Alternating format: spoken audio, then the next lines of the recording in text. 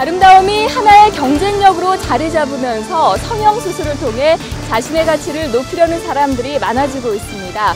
따라서 그에 따른 소송과 분쟁도 늘어나게 마련인데요. 오늘은 부산 경남 지역 의료소송을 중심으로 다양한 변론과 자문을 하고 계신 변호사님을 찾아왔습니다. 많은 칼럼과 학술활동, 강의를 통해서도 의료소송에 대한 다양한 정보를 전달하고 있는데요. 그럼 박행남 법률사무소의 박행남 변호사님을 만나봅니다.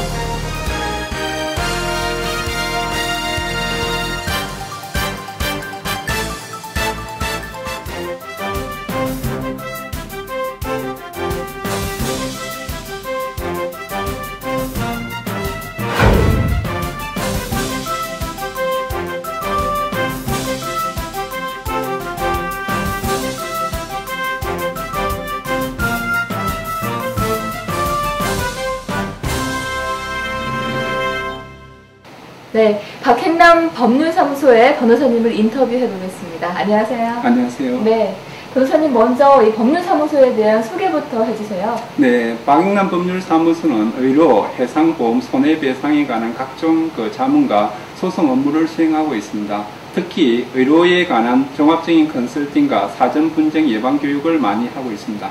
네, 여러 가지 의료소송을 하고 계시는데요. 그 중에서도 요즘 이슈가 되고 있는 성형수술 때 발생하는 문제점들과 또 종합건강검진 때 발생하는 의료소송 문제에 대해서 얘기 나눠보겠습니다.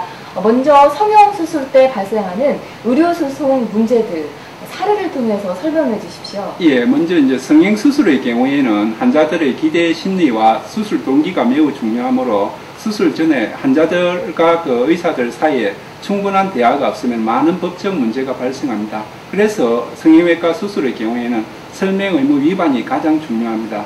설명 의무 위반이 인정되는 사례로서는 실리콘 제거 수술과 유방 확대 수술을 동시에 시행하는 경우에 부작용을 설명하지 않거나, 그 다음 잡티 제거 수술을 하는 경우 부작용을 설명하지 않는 경우에, 그 다음에 지방 이식 수술을 하는 경우 양대퇴부 이식에 대한 부작용을 설명하지 않는 경우가 여기에 해당되고, 그 밖에 이제 의료과실이 인정되는 경우에는 유방 확대 수술 등 성형외과 수술 과정 중에 신경 손상이 발생하거나 감염 관리를 제대로 하지 않아서 부작용으로 폐혈증으로 사망하는 경우가 여기에 해당됩니다.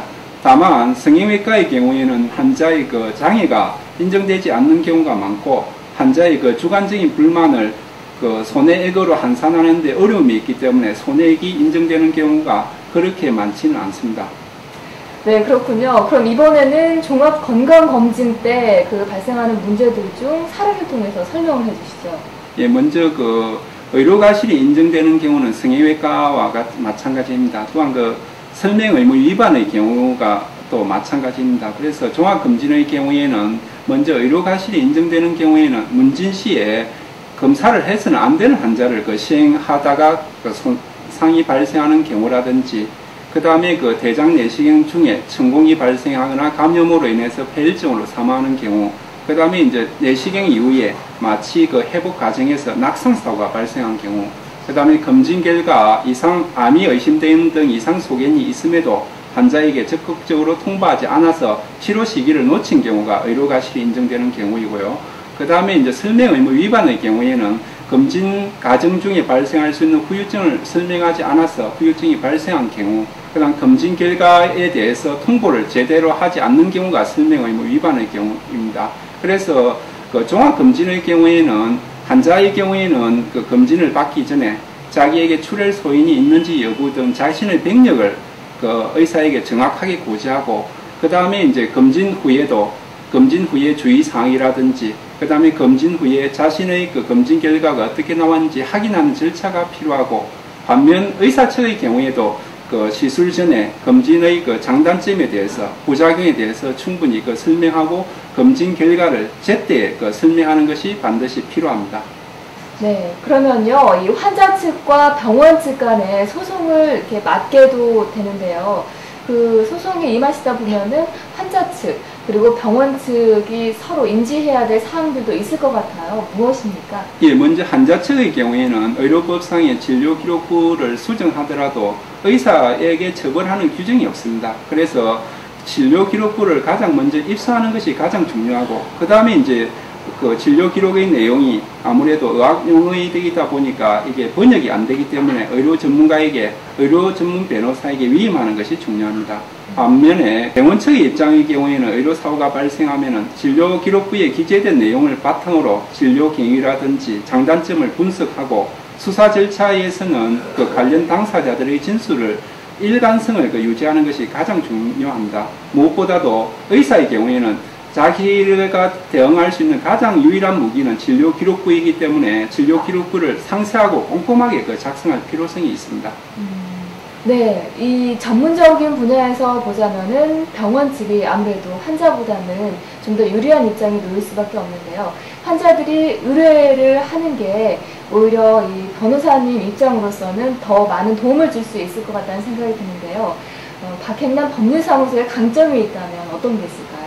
네, 저희 사무실은 제가 직접 의뢰인을 만나서 상담을 거치고 의뢰인의 대화 내용을 충분히 인지하고 있기 때문에 민원이 제기되는 경우가 거의 없습니다.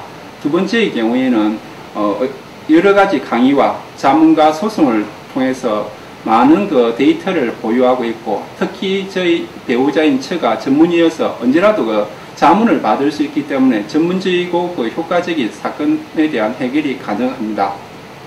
네, 그렇군요. 그러면 박행남 법률사무소의 앞으로의 계획도 궁금해집니다. 무엇입니까?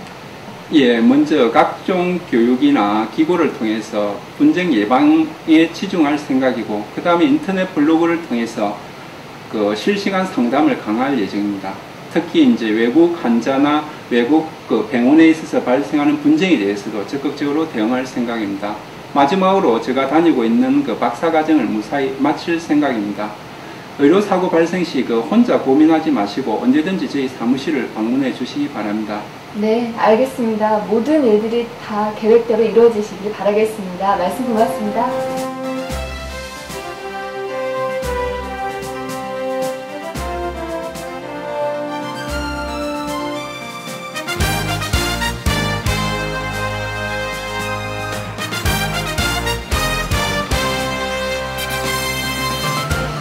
오늘 만나본 박행남 변호사님은 현재 인터넷 블로그를 통해서 각종 사건에 대한 정보를 전달하시고 또 의뢰인들의 상담을 받고 계시기도 하는데요. 이제 다양한 소송과 자문이 필요하다면 박행남 변호사님을 찾아보시기 바랍니다. 부산 경남 지역의 의료소송 전문 박행남 변호사님의 앞으로의 활발한 활동을 기대합니다.